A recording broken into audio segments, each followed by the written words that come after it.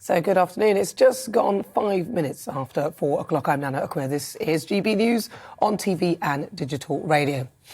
So Operation Big Dog is underway. Save Boris, or more like save the Tory party.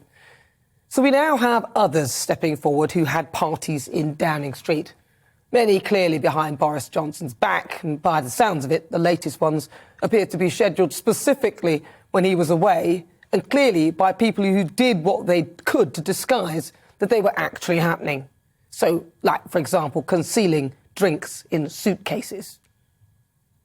What I want to know is, where were the police whilst this was happening?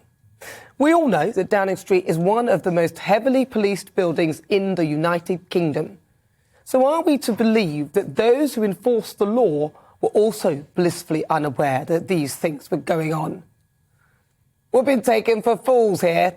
This behaviour, I doubt, is a one-off, and I suspect these kind of parties have been happening in Downing Street for decades. That's why everybody turned a blind eye. This is a culture which I believe existed long before Boris Johnson took over the reins of power and moved into number 10, and I don't see why he should be made the fall guy. There's too much at stake here. And it turns out that all these people that we've never heard of, who actually have a lot of power, have been running the show in any case.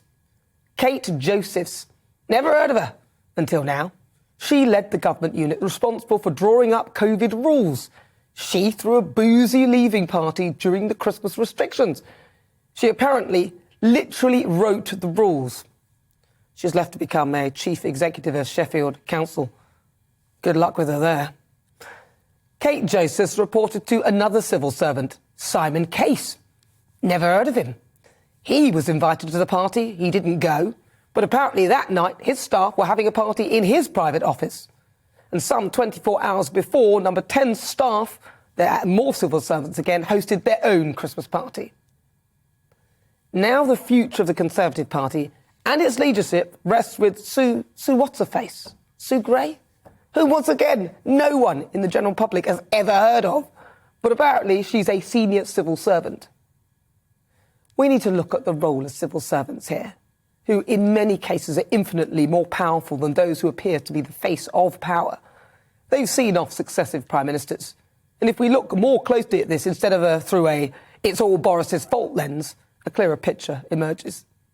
I certainly don't absolve Boris of all responsibility here, but come on. Be honest, did you break the rules in any way?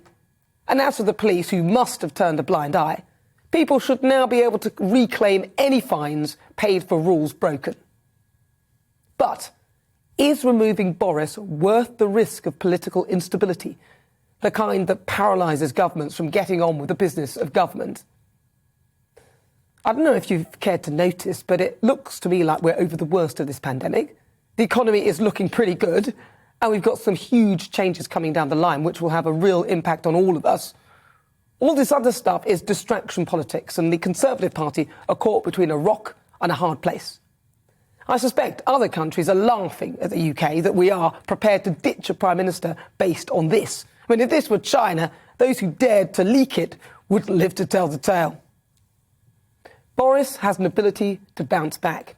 He got the Brexit deal over the line where others failed miserably and won an 80-seat majority. The dog that wins the race is the one with the comfortable lead.